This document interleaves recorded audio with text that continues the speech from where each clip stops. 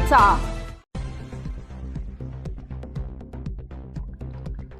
बागलाण तालुक्यातील ताहराबाद पिंपळनेर महामार्गावर गुरुकुल कॉलनी समोर आज पहाटेच्या सुमारास अज्ञात वाहनाच्या धडकेत एका बिबट्याचा मृत्यू झाल्याची घटना घडली आहे। महामार्गावर बिबट्या मृत अवस्थेत आढळून आल्यानं परिसरात एकच खळबळ उडाली होती। घटनेची माहिती मिळताच वन विभागाचे अधिकारी व कर्मचारी तत्काळ घटनास्थळी दाखल झाले।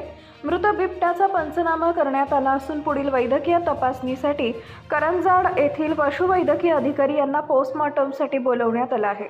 प्राथमिक अंदाजानुसार महामार्गावरून जाणाऱ्या वेगवान वाहनाच्या धडकेमुळे बिबट्याचा मृत्यू झाला असावा। दरम्यान बिबट्या पाहण्यासाठी परिसरातील नागरिकांनी घटनास्थळी मोठी गर्दी केली होती।